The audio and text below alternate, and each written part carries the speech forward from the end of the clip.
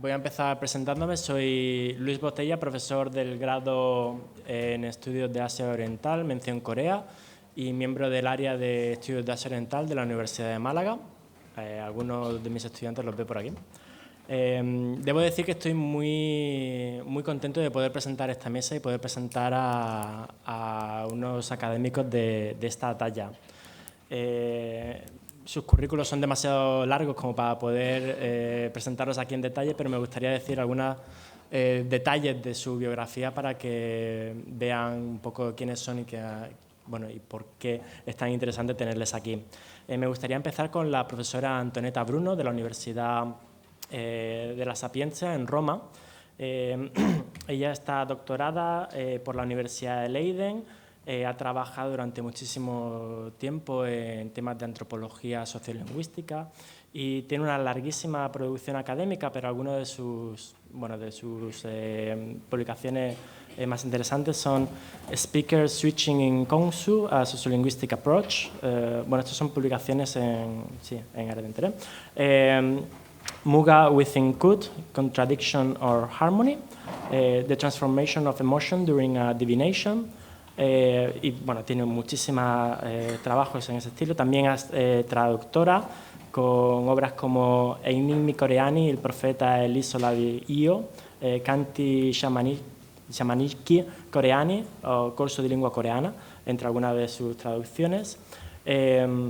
Y además también ha tenido bastantes cargos académicos, entre los que me gustaría destacar miembro del Comité Científico de la Universidad de Sapienza, pero también presidenta de la Asociación de Estudios Coreanos en Europa. Voy a presentar primero a todos los ponentes de la mesa y luego pasaré a dar la palabra. También tenemos al profesor Ryu Bo-son, profesor en la Universidad de Kunsan. Él es doctor en literatura coreana por la Universidad de Seúl y está especializado en la crítica de literatura moderna. También tiene una producción académica impresionante, pero me gustaría destacar de ella dos libros publicados relativamente recientemente. Uno es Maravillosas diferencias, en 2002, y el otro es Inconsistencia política de la cultura coreana moderna, de 2006. Estoy seguro que estudiantes nuestros están bastante interesados en este último libro. Y ellos dos harán una ponencia sobre determinados aspectos de los rituales chamánicos en la literatura coreana, y el profesor Michael Pettit de la Universidad de Binghamton, de la Universidad SUNY en Binghamton, hará los comentarios. También el profesor Michael Pettit tiene una larga trayectoria investigadora. Se graduó en su doctorado en la Universidad de Hawái, en el campus de Manoa, en 1999, y ha trabajado en ámbitos de la historia y ahora más centrado en la historia premoderna coreana. También tiene una larguísima publicación y algunos de sus libros son Korean Cuisine, An Illustrated History, o Unjong-jong, A Love Affair at the Royal Palace of Choson, Corea. También ha trabajado dentro de sus ámbitos temas de la vida diaria y la cultura popular en el periodo de Choson, y me gustaría destacar especialmente Entertainment and Empowerment, Humorous Shamanism Tradition in Korean Literature, porque creo que es un tema que está bastante sobre el punto de lo que vamos a ver hoy. Pues sin yo añadir mucho más, me gustaría dar la palabra a la profesora Bruno. Suyo es el In this my brief survey, I intend to focus on a few stories which I extracted from Oya Dam, and which stories are focused on Mudang and Musok, and mention briefly, if I have time enough, to other stories where they are just, let's say, quoted by the author. The author that we are talking about today is called Yumong-in, and he's born in 1559 and died in 1623.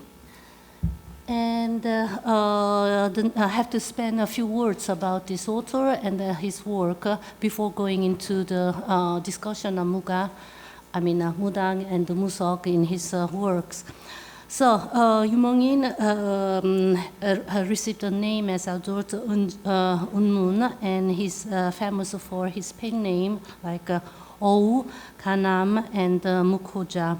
In 1589, he passed the Munhwa state examination and held important positions, and became also like a deputy minister on the Ijo Shrine.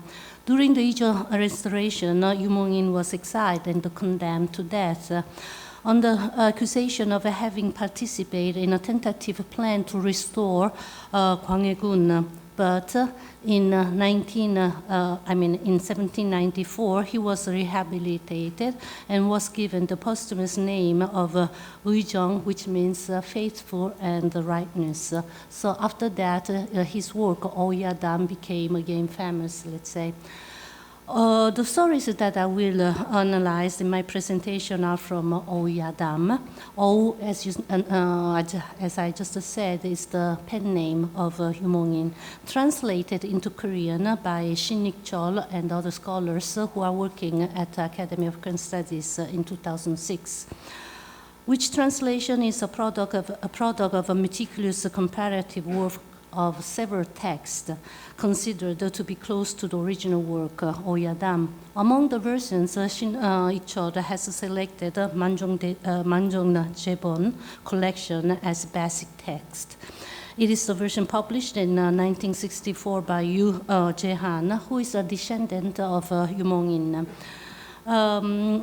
I have translated about 400 pages of Oya-dam, but in Italian, and so I have had occasion to look around, Yu Mong-in's position, perspective about Musok, Mudang, and the ghost and supernatural or miraculous stories.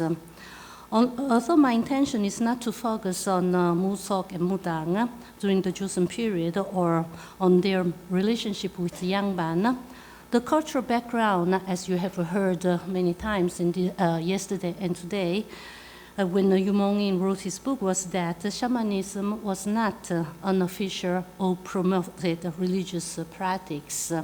Because, in the Goryeo period, maybe Buddhism was strong, but in Joseon period, not in the beginning, but from the 16th century, we see that Neo-Confucianism and shamanism become really assimilated in a cultural frame of people, and not only of Yangban. Nevertheless, we will see that, as also some mentioned, that literature has consistently demonstrated there was a continuous interchange and reciprocal influence between shamanism and other religions. This is also what happens nowadays. You have heard before that more than religions in Korea, we have to talk about spirituality, to borrow Don Baker's definition. It means that the people don't have, except for Protestant or Christians, but even them, when they have a problem, they will go also to have some advice, from Mudang, or pray in a Buddhist temple. So we are talking about a kind of trans-cultural, trans-religious frame among the religions in Korean society at that time and nowadays too. The literature of Joseon period also was not immune from shamanism. And intertextuality between Muga and poems, Shijo, Minyo, Pansori, and other oral literary genres demonstrate their reciprocal influence. Just to mention two aspects, like Jung Taryong. Jung Taryong is a ballad of the Buddhist monk, and usually this Jung Taryong is a song when the monk descend from the sky, let's say. And this Jung Taryong, more or less in same form-like patterns, we do have in Shincheonga, which is a Pansori novel, let's say, and then also in Sonnim-gut. Sonnim Kori, like Sonnim is the smallpox divinity. And in that case, we have the same line by line. They are exactly almost the same. Maybe just 2% is different.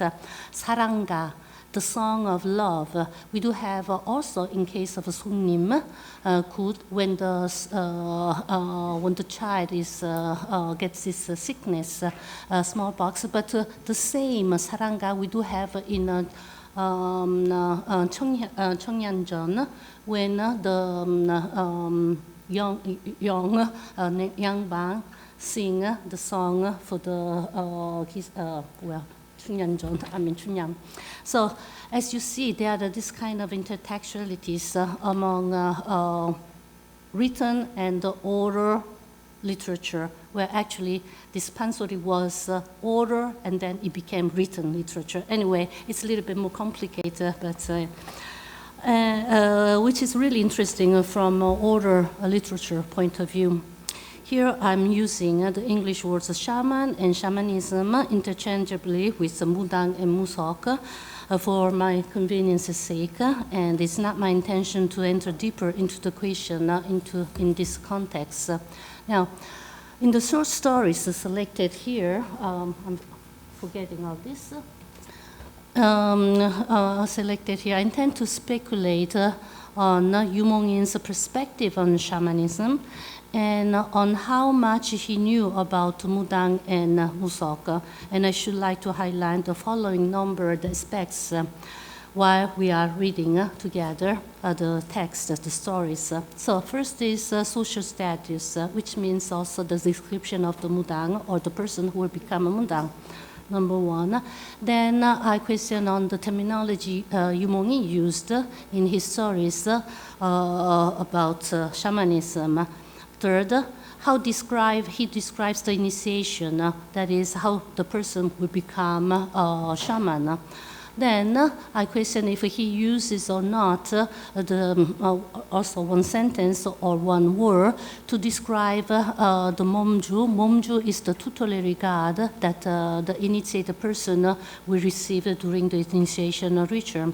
And then I also ask if he talks about profession acknowledgement from the society. You know that once the shaman is acknowledged as a shaman, as a person with a new profession, this position has to be acknowledged not only by Shinomoni, I mean the spiritual mother, but from her laymen in the society. And because it's them who were in need, called the shaman. Then the ritual, if there's any description of the ritual in the stories that I have selected, and Gongsu is the oracle you saw last night. The oracle, that means when the shaman talks in behalf of the ancestors or divinities. And if in his knowledge, in his perspective, he also talk about the crisis enact and gives a diagnosis. What is this? It is when the ritual is decide to be hold, there must be a crisis, a death or sickness or whatever. And for this reason, or to give a fortune, prosperity for to the family or to the client. So there must be a reason to do the ritual, let's say. And at the end, ritual efficacies. I mean, as in past, I believe, and nowadays, the ritual is very expensive. So the client or the patient who asks for a ritual spend a lot of money. So what do they want in exchange? Efficacy, that it has some kind of result, okay? So I have looked the whole book, Oyadam, and I identified, let's say, two groups of stories. One is stories focused on Mudang, and in this group I have selected three, but I don't think that I'll be able to go through all these stories. And then group B, shamanism and shaman mentioned briefly, and actually others, well, another group of stories that I think I really will not talk about, but you have in the paper, it's about the ghost. Why? because I thought that it might be helpful for me to understand how far he knew about supernatural realm, not only regarding Musok and Mudang, but if in his mind the ghost stories or other stories related with not this world but other world, let's say, where there's this kind of a bridge between the two worlds, how he described what is his perception about that. And so for this reason, I have selected also the ghost stories, but as I said, it would be difficult to talk about. I would like you to follow the first story, which is the miraculous power of an electric shaman, because this story is really good example of the number aspect that I mentioned before, and you will be surprised maybe to see that Yu Mongin was very expert of Musok and Mudang, and contrary of what has been said until now, that Yangban had a very ambiguous position toward Musok and Mudang at that time. Ambiguous because on the one side they do acknowledge the supernatural entities, the ghosts and divinities, especially of mountain divinities or tutelary gods of the villages, and they do perform the rituals for them. But what was the ambiguous aspect in their position is that they do not acknowledge, they do not see that Mudang, this person can celebrate such important rituals. I mean, from their perspective, shamanism, the spiritual realm, is in some way a copy of this society. And so for this reason, the important ceremonies for the behalf of the nation, for the state, for having the reign, have to be celebrated by the king. Okay, so king, an important representative of the nation, is a person also who has such a responsibility, and so he will celebrate, not as Mudang. Okay, and but we will see that the things are much more complicated because we don't. In the religious spheres, you can't really distinguish this. Is this and this is this other thing. It is the most interesting aspects arises in the borderlines, and that is what I'm interested on it. So I will. It will be a little bit boring, but I have to read with you this story because time to time I will mention those numbered aspects. Itek, the deputy prime minister, was my deceased brother, Yu Dongpyo. Father. This is very interesting because he's saying, I know this story because it happened to one of my relatives. In Oyadam, there are many stories that he saw directly, his testimony, let's say, of what happened, but also other stories that he heard from other people.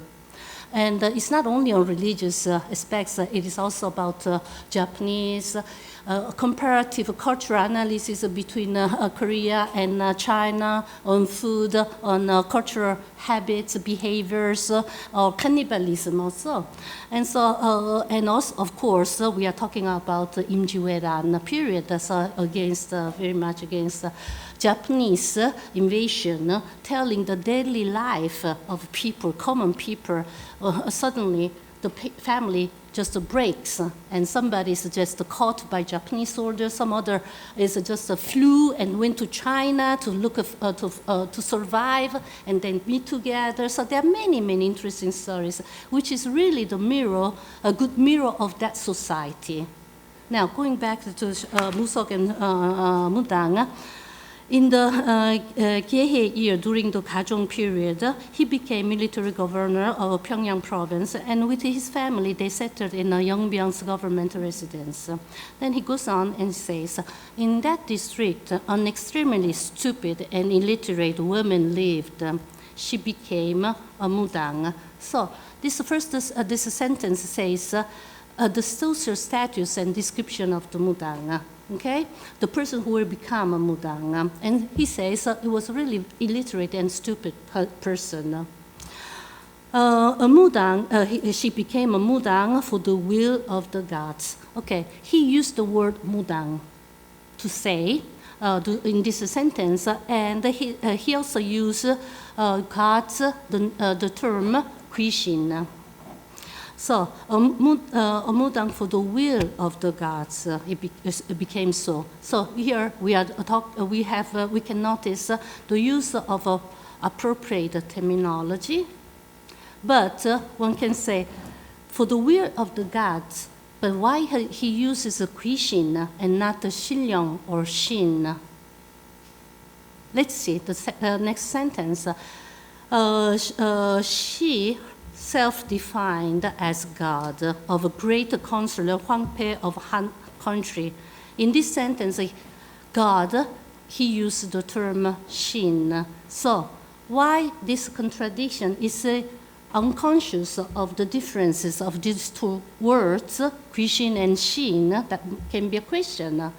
But we can also maybe interpret in this other way, that the mudang is a illiterate woman and became will for the gods. And as I told you before, I mentioned that Yangban really did not have a great respect for mudang, and so this person became a mudang, and it's because of Krishin. But after, once she passed to another identity, professional identity, so she became a mudang, and it is acknowledged, so she self-defined as God, so Shin. She identified herself with a Shin, with a divinity. She predicted fortunes and misfortunes, problems and troubles, and she was actually an expert mudang. So here he's giving a description of her spiritual power. It is exactly what the shamans do nowadays also, predicting fortune, misfortune, to be able to see beyond the real physical world, let's say, no? And then we have also a personal evaluation, judgment, as Yangban of the shaman. She was actually an expert mudang, okay? Now she is another person, actually, because she is a mudang. She's not just an illiterate woman.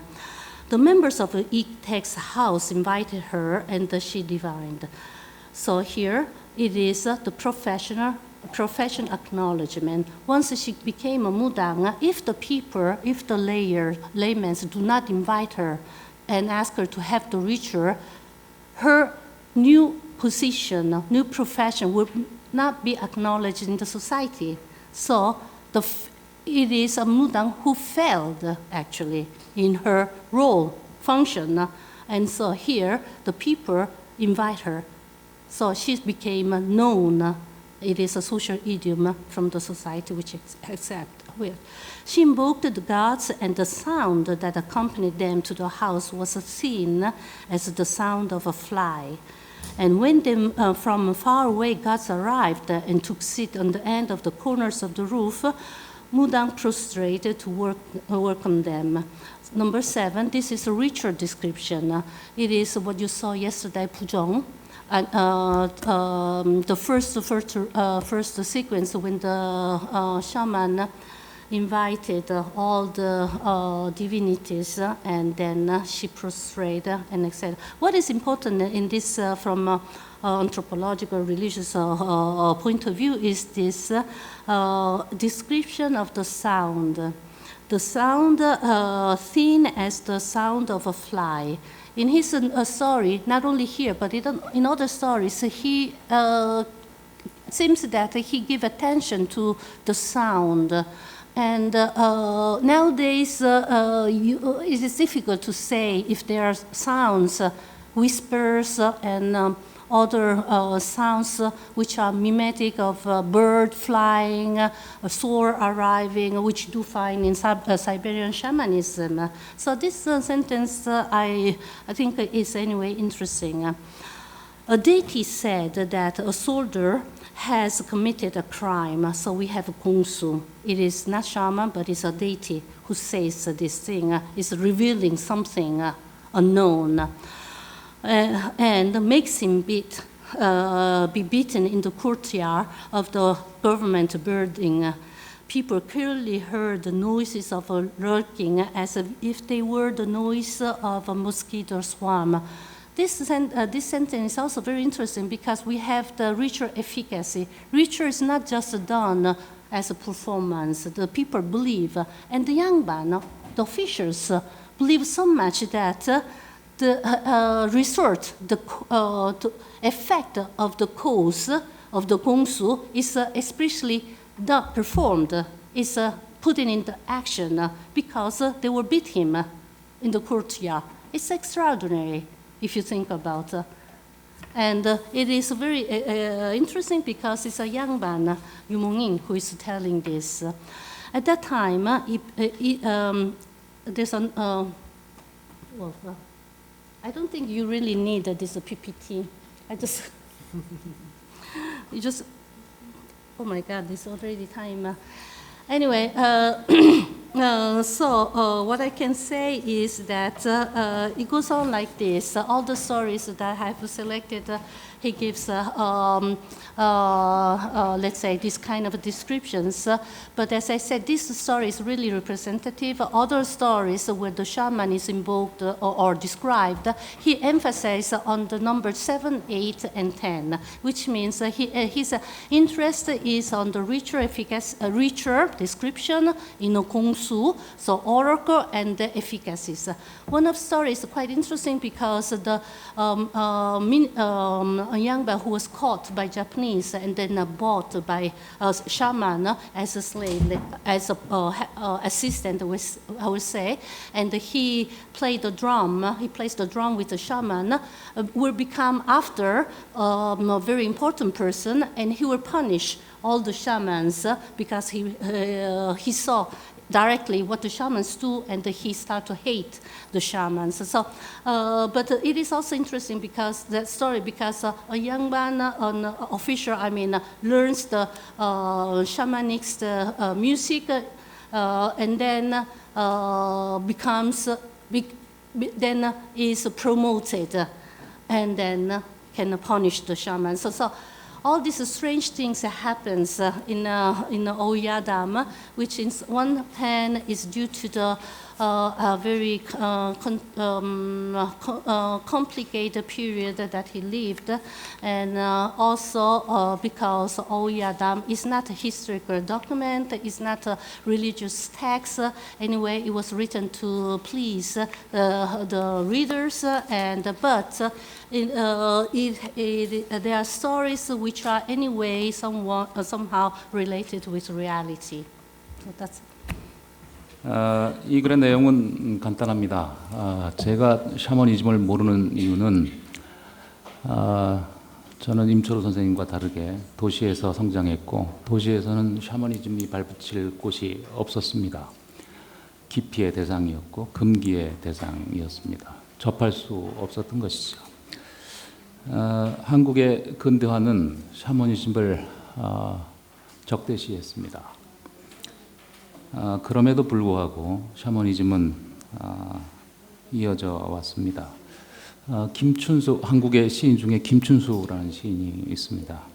김춘수는 나의 하나님이라는 시에서 손바닥에 못을 받아 죽일 수도 없고 죽지도 않는 나의 하나님, 이렇게 표현한 적이 있습니다.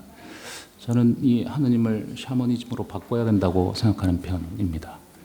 한국에서 샤머니즘은 결코 환대받지 못했지만 죽일 수도 없고 죽지도 않았기 때문에 계속 계승되어 온 그런 것입니다. 한국 근대문학의 샤머니즘이 어떻게 계승되어 왔는지, 어떻게 억압받았는지, 그런 내용들이 제 발표문의 핵심적인 내용들입니다. 발표문을 천천히 읽어나가는 것으로 발표를 하도록 하겠습니다. 나름대로 자족적인 통일성을 지닌 채 살아오던 한국이 근대라는 거대한 폭주 기관차와 외설적으로 조화하던 그 시기에 우리의 주제와 관련하여 대단히 상징적인 소설이 하나 발표됩니다. 이해조의 구마검이 그 작품입니다. 이전 세계와의 근본적 단절을 꿈꾸던 작가가 쓴 이 소설은 제목만으로도 막스 베버의 탈마법화라는 개념을 연상시키기에 충분합니다. 실제로도 이해조의 구마검은 탈마법화를 한국 사회가 근대로 진입할 수 있는 유일한 길로 주목하고 있어 특징적입니다. 구마검은 한국 사회가 발전하기 위해서는 마귀를 쫓아내는 검이 무엇보다 필요하다는 선언을 가감없이 감춤없이 표현합니다.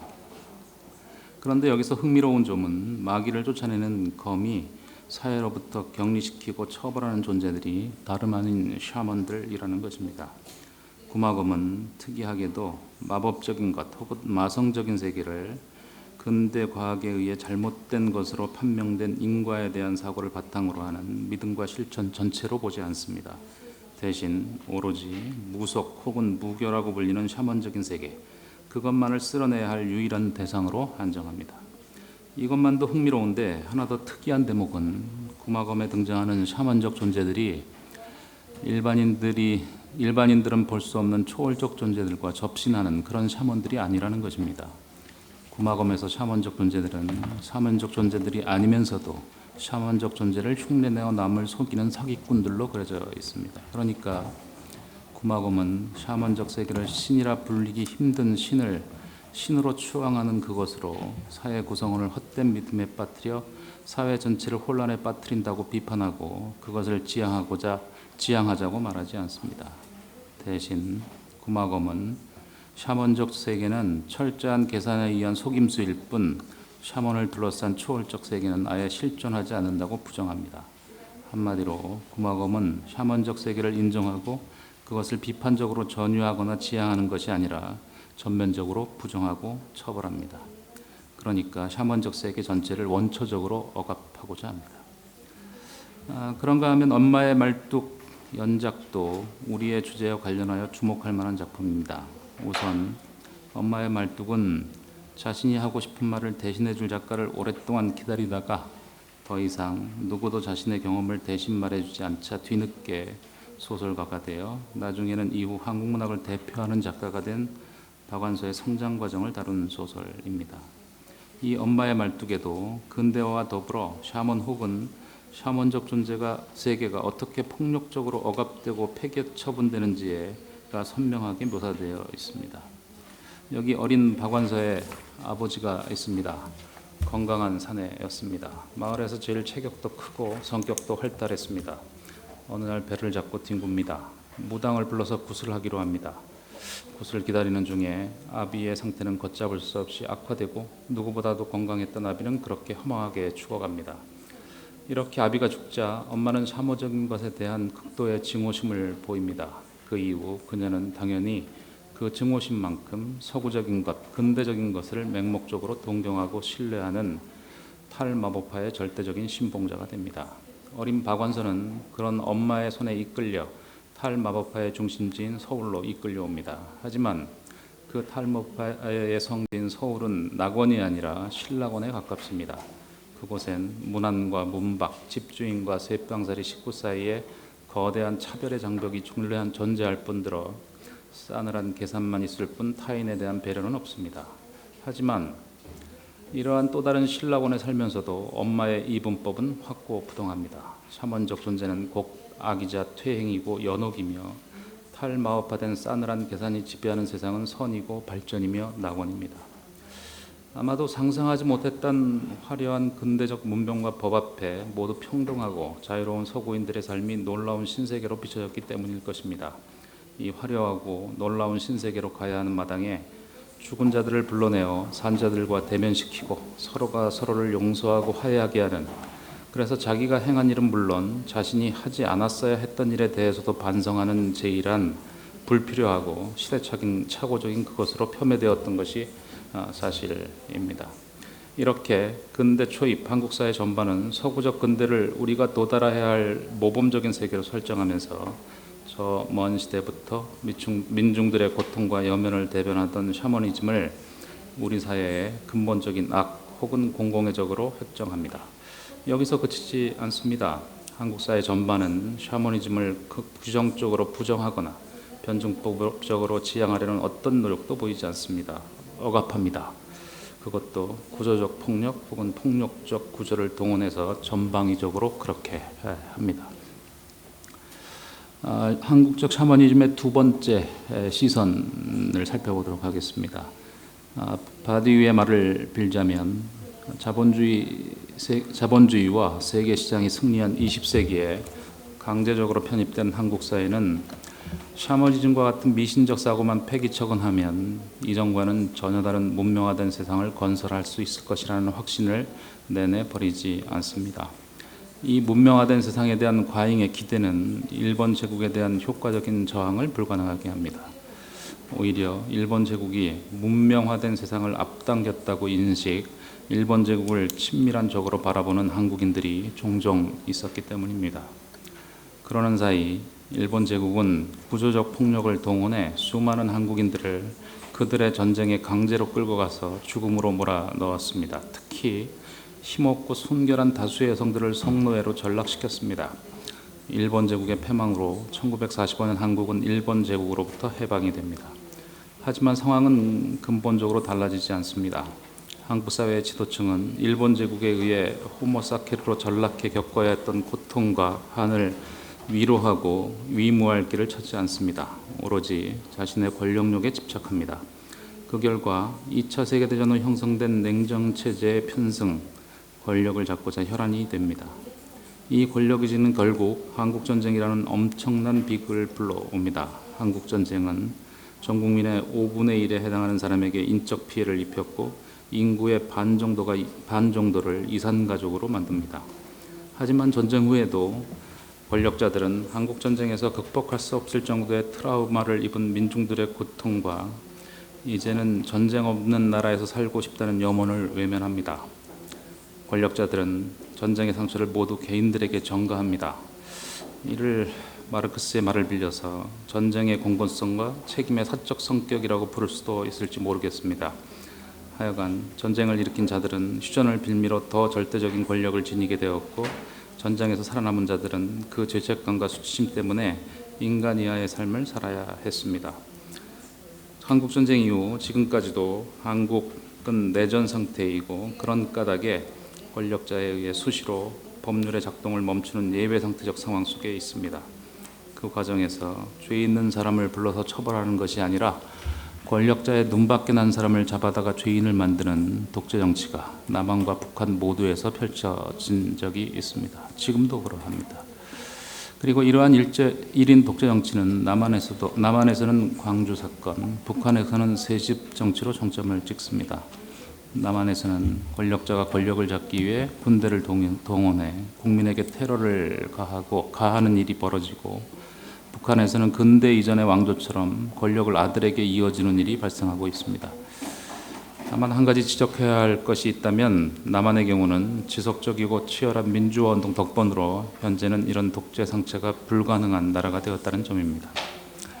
샤머니즘적 세계를 전면적으로 부정하고 이 시기의 형태로 도입된 근대적 기획들이 불러온 파국은 역설적이게도 한국 사회에서 예언자와 주술가로서의 샤먼에 대한 거대한 관심을 촉발시킵니다.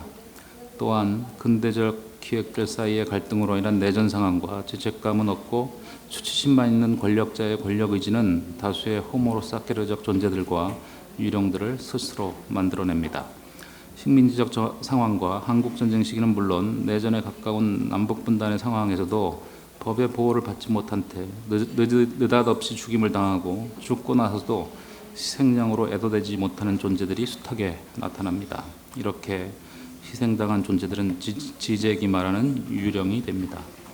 실제적으로는 죽었는데 상징적으로는 살아있거나 상징 권력에 의해 죽음의 의미를 부여받았으나 그러한 호명에 전혀 동의할 수 없어 저것으로 갈 수 없는 존재들, 죽었으나 죽을 수 없는 존재들이 말이지요. 그 다음은 박완서 선생의 두 편의 작품을 아주 간략하게 인용했습니다. 박완서 선생의 오빠가 죽는데 그 죽음을 외면할 수밖에 없었던 상황들이 그려져 있고요. 그 다음 작품 역시 박완서 선생의 작품입니다. 아들을 잃고 그런데 상황적인 조건 때문에 아들의 죽음을 충분히 애도하지 못한 어머니의 죄의식이 담겨 있습니다. 자, 남편의 죽음의 원인을 샤머니즘으로 파악, 탈마법화된 세상을 꿈꾸었던 박완서의 엄마는 아들의 더 불행한 죽음을 계기로 결국 샤머니즘의 세계로 다시 돌아옵니다.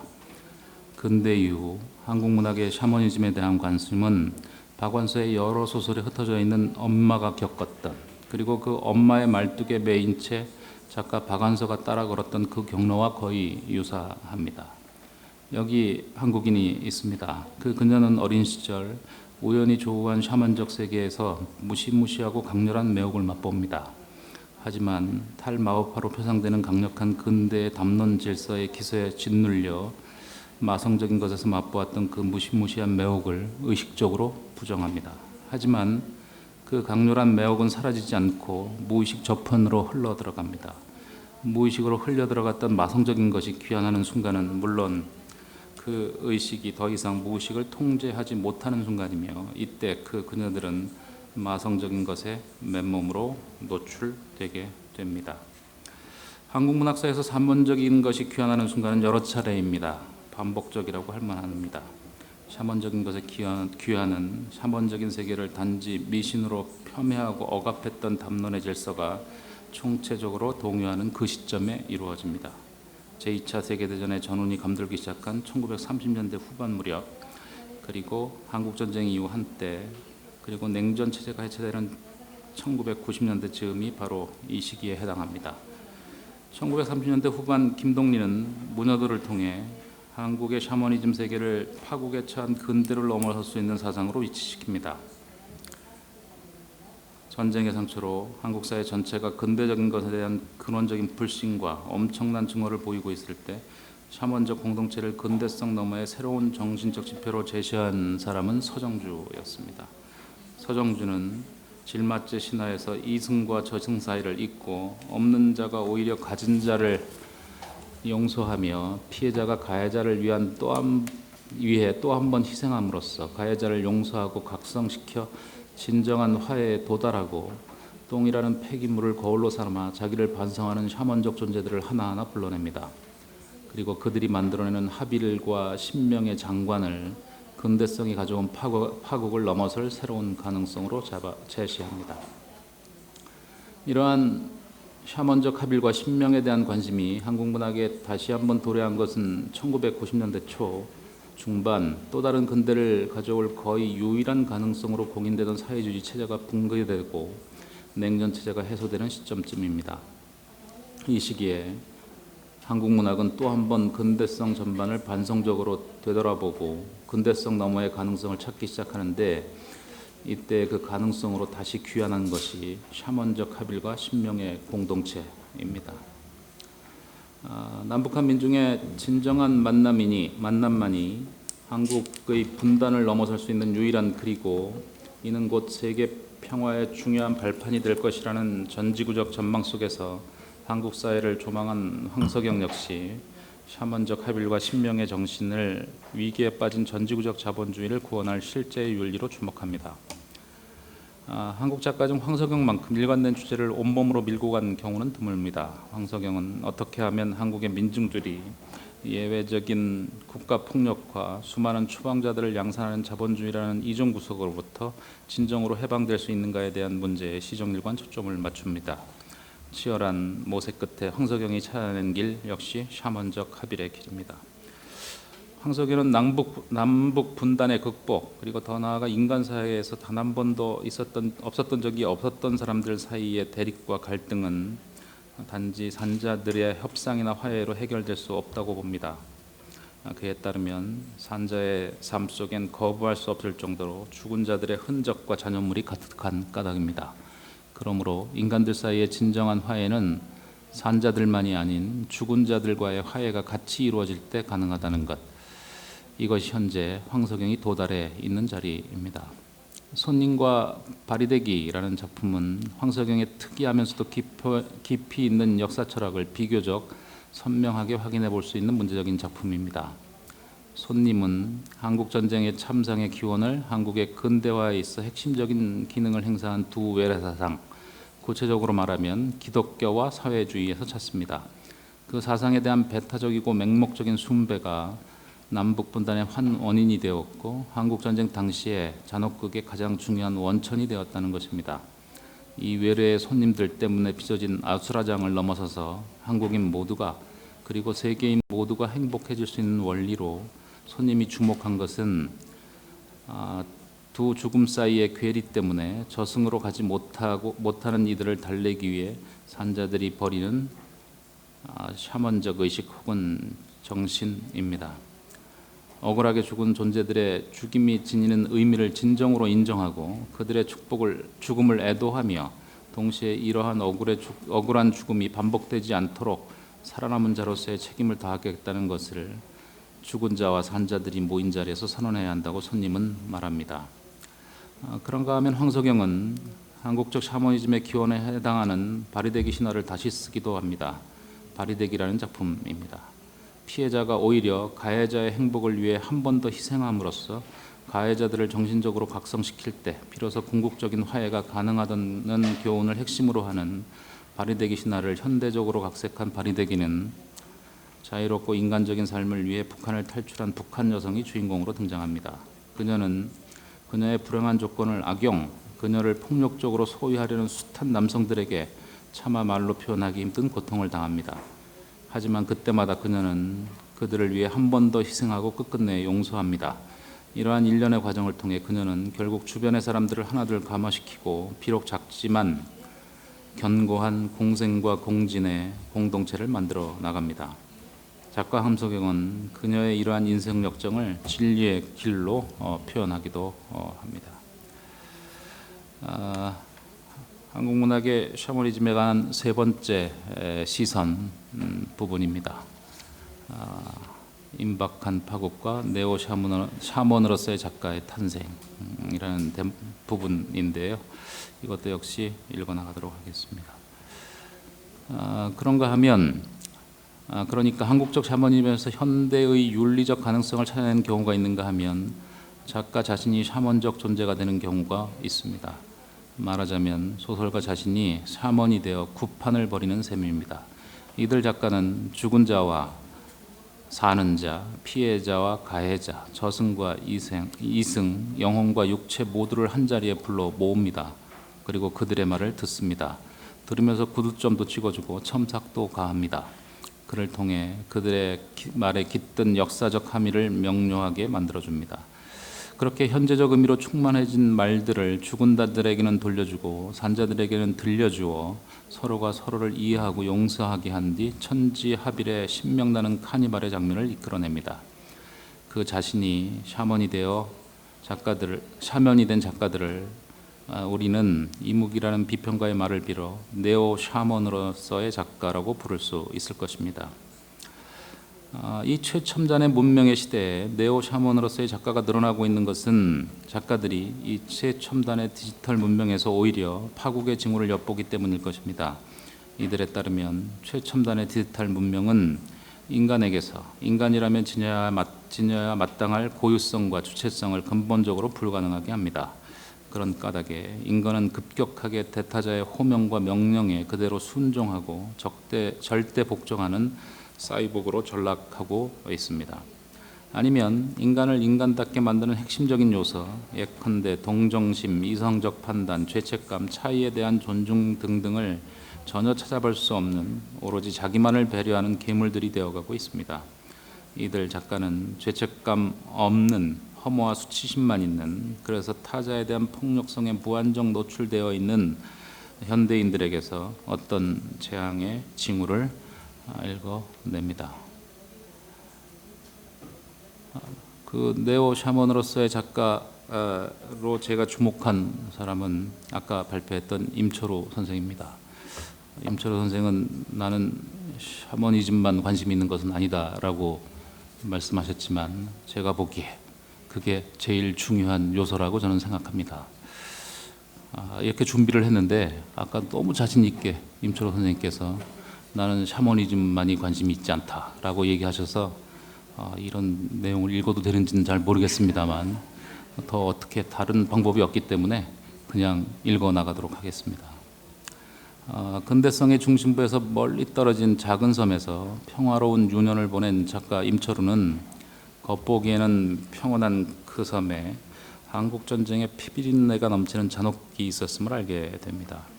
이후 평온한 일상으로 어렵사리 복귀했던 그는 또 한 차례 거대한 공포에 휩싸입니다.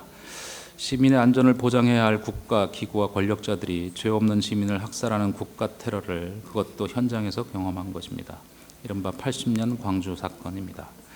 작가 임철우는 그토록 잔인한 국가 테러를 자행하고도 그 사건 자체를 반국가 행위로 규정하는 한편 자신과 자신의 가족 그리고 이웃의 생명과 인간의 존엄함을 지키고자 했던 시민들을 범죄자로 바꾸어 버리는 국가기구 앞에 분노합니다.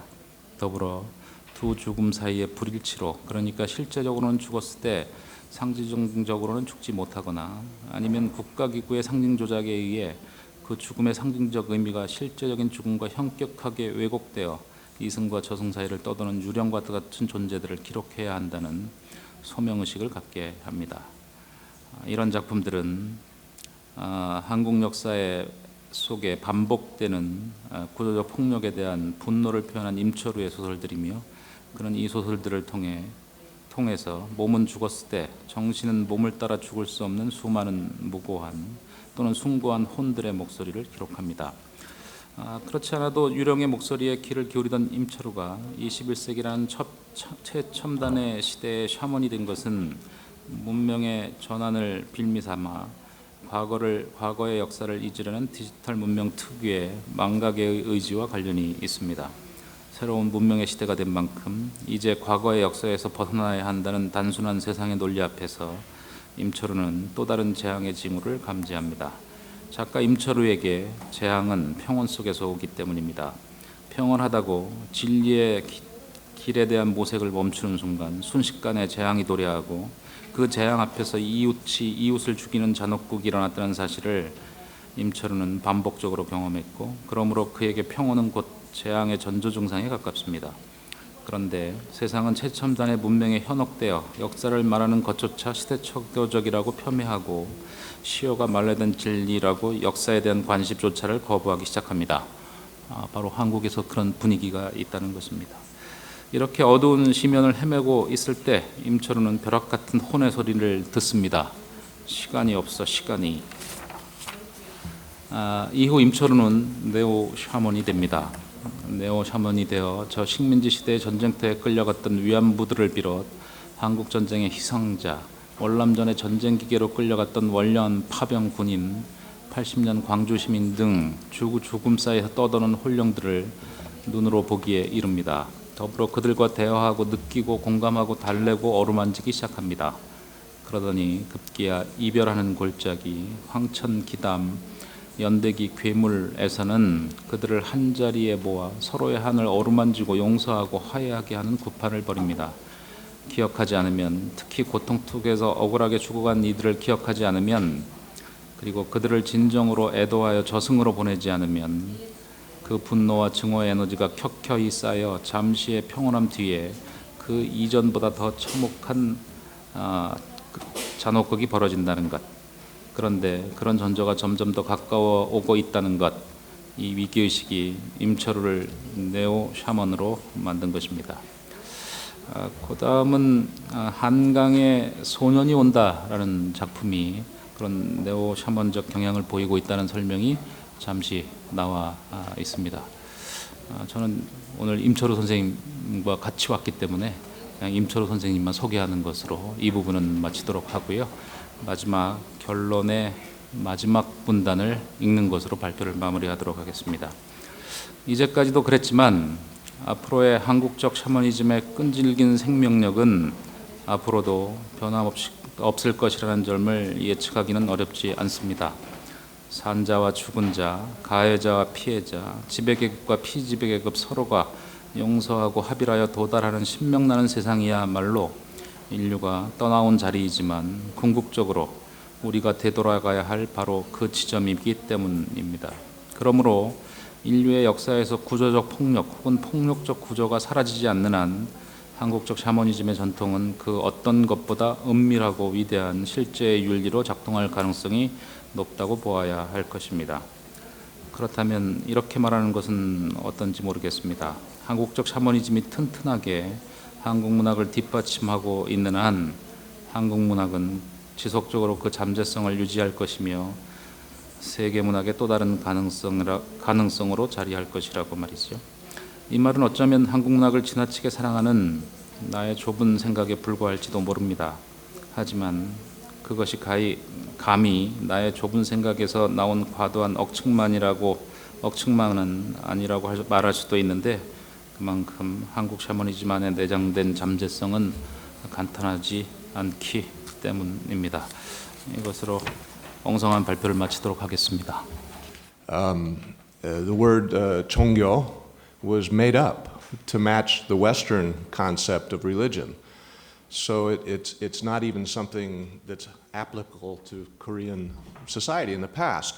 I think more important is to look at the way that the people saw their own world. In Korean, that'd be 세계관, or the way they thought, that they understood their world. So 사고방식, something like this, is much more accurate in how people lived. Does everyone in here know what a stool is? What's a stool in Spanish? You know, like with a little thing with 3 legs. I don't know. I took 4 years of Spanish in high school, but that was before most of you were born, or your parents probably. So anyway, whatever it is, that's what life was like in pre-modern Korea. We have a stool for the worldview. It had a shamanic leg or folk culture leg, it had a Buddhist leg, and it had a Confucian leg. And if you take any one of those legs out, you fall. Plain and simple. That's how life was. But the way that scholarship has developed in the 20th century, we're in the 21st century, right? The way that it developed over the years is we tend to look at one thing and concentrate on that. So when we talk about the Koryo period, we talk about Buddhism. Koryo was a Buddhist state. We talk about the Chosun period, we talk about Confucianism. So Chosun was a Confucian state. But this isn't true. It's just like this desk in front of you. Yeah, sure, there was Buddhism in Goryeo, and there was Confucianism in Joseon. But you take your nail, I won't do this, and scratch the desk, what comes off? The finish, the veneer. That's what it was. The lives of the people were eclectic. They were a lot of different things. And I don't think it's that different than our lives today, that we're a lot of different things. Im Choru is a writer, but he's also other things. Professor Bruno is a professor, but you're a lot of different things. I mean this in a good way, but I mean it's the same with you all. You're students, but you're also other things at other times. Well, that was the same way in the Chosun dynasty. And that brings me to Professor Bruno's paper. And I just love the fact that she's working with Yadam, or Yasa. These are the unofficial histories of the Chosun dynasty. They were written down, and there's copious volumes of them. Tons and tons and tons. I've spent the last 15 years reading them. There's just tons of them. And what they show us is another life, another view of the world. It's not about Confucianism. It's not about Samgang, Oryun, Hengshu, this sort of thing. It's not about the 3 bonds and 5 cardinal relationships. People didn't live like that. And Yadam kind of open up this new window, and they show this new area. But it's been neglected. For years and years, it's been seen as something that's basically not worthy of study. Why? It's not literature. Well, excuse me, what's literature, right? It's a lot of things, yeah? And it is literature. It opens the windows. It's not poetry. Well, that's true, but poetry's hard to understand, so let's throw that out anyway, right? So we have something that really opens up things. But what it gives us in this particular collection that she's working with is the first that actually takes the name Yadam in the title, but it's not the first of the collections. But what it gives us is an unfiltered look at the Chosun dynasty in the 17th century. It's unfettered by Confucianism. Certainly the author was a Confucian, but he wasn't a Confucian 24 hours a day. He heard stories, he wrote them down, and he laughed about them. He shared them with his friends. I mean, what was revealing to me the first time I got hold of a set of Yadam was that Koreans in past times liked to tell stories that they laughed about. They liked to eat good food. They liked to drink and get drunk. They liked ghosts, and they liked sex. Now, if I read anything else, I wouldn't have known that. It's like it never happened until the recent period. So the Yadam is a wonderful way to understand the period, I think. And it shows us the combination of worldviews. It shows us how people lived. It gives these Confucian scholars that are on our Korean money, it gives them life. It brings them off the Owan or the Sonwan. And all of a sudden we have these guys that are out there that are really neat. And so I really love this collection. I like the fact you're working on it. I work on this sort of thing myself, as you know. And for me, it's exciting to see something like this happening in another language. My question for you, oh, it's easy, come on. She's going to be my discussant next, so I have to be nice. My question for you is how are you going to approach the work? What's your methodology? What are you going to do with it? You don't have to answer me now. You don't have to answer me at all, but that's my question, okay? I mean, when I do it, I have an agenda when I pick it up. What do I want to learn about? Like I want to learn about ghosts, I look at ghost stories and I try to make that fit. If I want to learn about food, I look at food stories and I try to make that fit. But that's my question there. Professor Yu, I enjoyed your paper. In Korean. 안 돼요. 아니, 한국말 하면 여러분들이 이해 못합니다. 영어로 하시면 제가 이해를 못하죠. 괜찮아요. 괜찮아요. 나중에 알려주세요. 네, 알았어요. I don't study modern Korea at all. I find it irritating. For me, Korea stopped being interesting in 1876 when the ports opened, and Western culture came in and ruined everything. So I don't really pay attention to it. But in your paper, I see that shamanism is alive. 무속 살고 있어요. It's amazing that, and this is something that I've been working with for years, that the basic worldview of Koreans, or the way of thinking, hasn't really changed since the first written records. From the time of late Silla, through Koryo, to Chosun, until today, the basic fabric underlying Korean society hasn't changed. It's the same. Shamanism and shamanism is probably the wrong word for pre-modern Korea. There wasn't a word for that, but we'll get into that later. But what happens when there's a crisis, there's oppression, there's bad things happening, is that the need for something to solve that answer comes up. And this is kind of the Korean ethos. This is what they pull up. And it's the folk culture. It's the culture, the practices that have been around forever.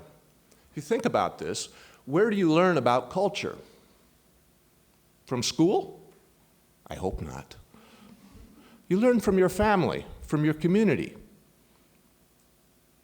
That's still true? I'm pretty old. I don't know what you guys do anymore. But we learn from what's around us. And that's the part of society that doesn't change easily. Even after centuries, we can find the same beliefs. If I'm desperate and I have nowhere else to turn, where do I look? I need help. We believe in things like Kwanzong Jingak, this idea of rewarding good and punishing vice, that this is something that's supernaturally generated, that it'll happen on our behalf. When we're desperate, that's what we look at. And we see that in 20th century and 21st century Korean literature, we still have that idea, that this hasn't changed in the least. That Koreans that are pushed down and beat down and have all these problems, dictatorships, wars, colonial oppression, Park Geun-hye, all these things that are happening to Korean society, at some point, there's going to be relief. And where's that generated from? It's generated from this deep belief in shamanism. I find this true. The world is inherently unfair. I think so.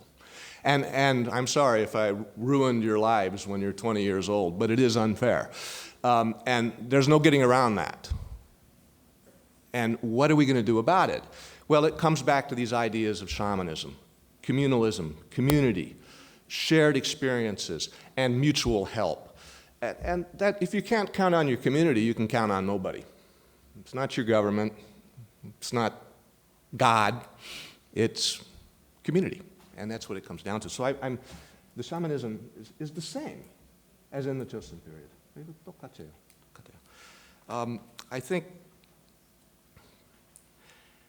my question then is, this is hard, do the modern writers identify shamanism?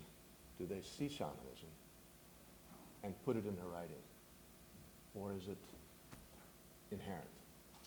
I'm an anthropologist, so I choose to translate this because I was curious about daily life of Joseon period, not what we read in the novels in Sosol, but I was more curious on, this is a part of literature, of course, it is literature, but anyway, it's not a Sosol, whatever.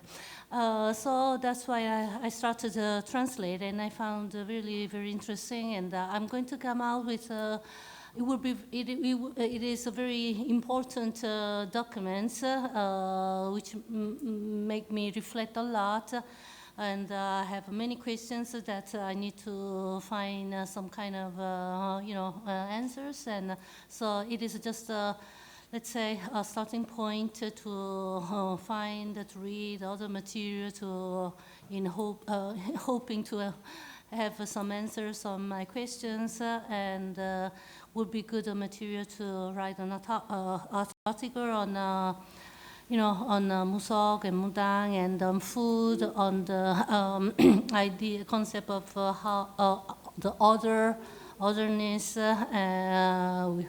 Chinese or Japanese or neighbor, all these kind of things. So it is just a good material that. First of all, as you know, when you write a dissertation, you have to look for good material and then translate and then use it in some way. That's all.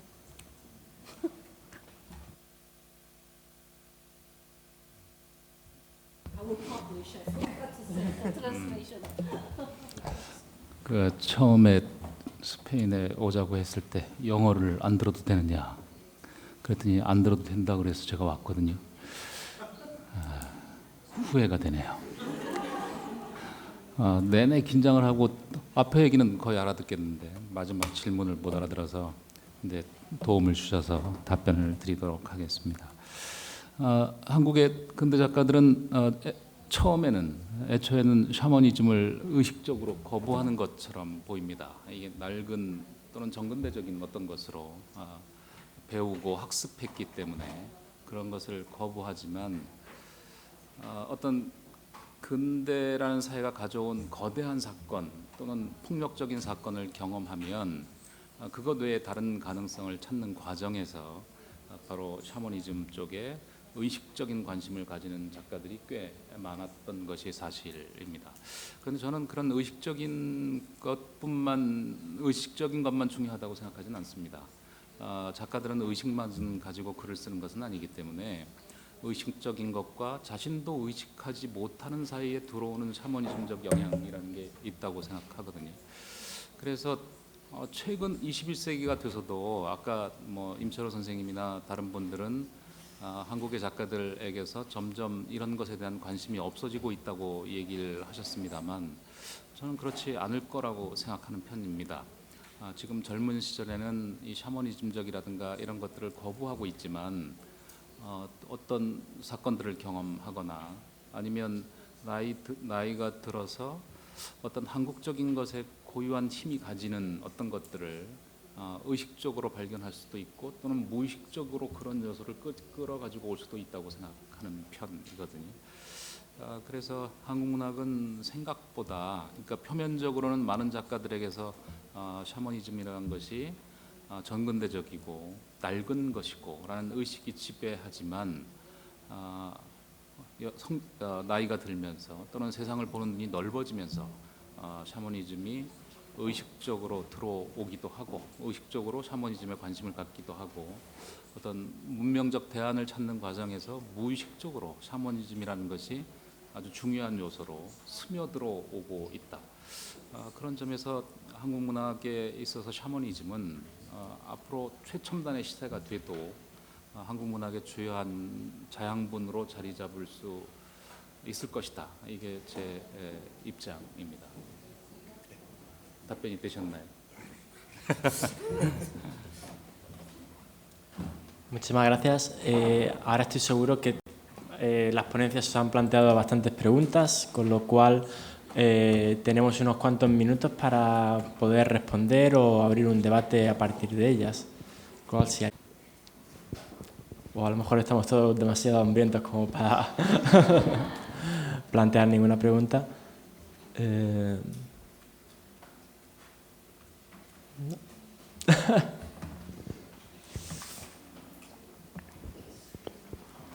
No.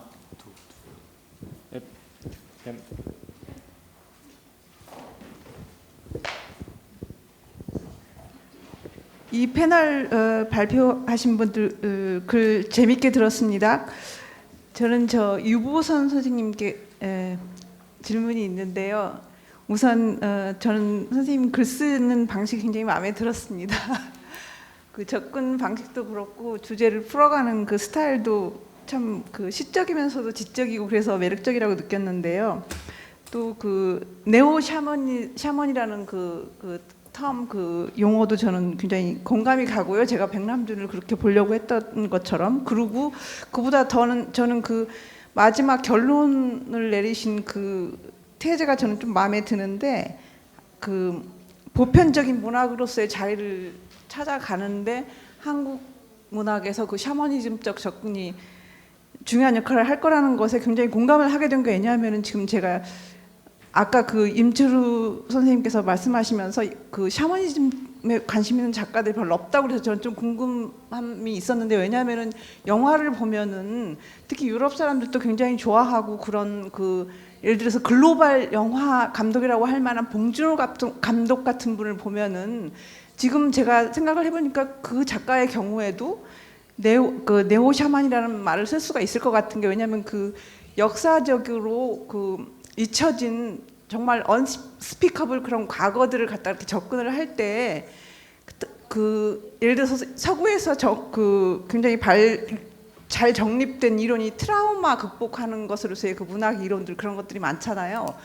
그럴 때 한국의 경우에는 이 샤머니즘 접근이 가능할 것 같아요. 그리고 사실 영화를 봐도 그런 감독들이 많이 있고요. 그 역사적 그 광주 학살 사건이라든가 뭐 70년대 이런 잊혀진 과거, 근데 말할 수 없었던 그런 비극적인 사건들을 다루는 그런 영화 감독들도 꽤 많잖아요. 그래서 제가 궁금한 거 일단 그런 제 코멘트를 하고 싶고 궁금한 거는 그 젊은 작가들 중에 그 임철우 이후에 한강을 예로 들으셨는데 아까 꼭 그렇게 보지만은 않으신다고 하셨잖아요. 다른 사람들도 있을 거라고. 다른 작가들을 어떻게 좀 예를 드실 수 있으신가요? 일단 한국어로 질문을 해주셔서 고맙습니다. 제가 네오 샤먼이라는 개념은 제가 뭐 만들어낸 개념은 아니고 아까 제 발표 중에 제가 특별히 이렇게 지적을 했습니다만 이무기라는 비평가가 사용한 개념인데요. 거기에 거명된 작가들이 꽤 많습니다. 이무기 선생님은 그런데 눈이 밝으신 모양인데 거기에 거명된 작가들만 해도 임철우 선생님 이후에 그 김애란이라든가 뭐 등등의 꽤 많은 작가들을 거명하신 걸 본 적이 있습니다. 그리고 최근에 그 한국 문학에 갑자기 유령들이 많아졌어요. 한국 문학 소설에 유령들이 주인공이 되고 또 유령들과 같이 살고 해서 뭐 신경숙 작품에도 그런 작품들이 많고 윤성이 뭐 이런 작가들에게도 그런 작가들이 많아졌습니다. 하여튼 헛것 보고 하여튼간 세상을 떠도는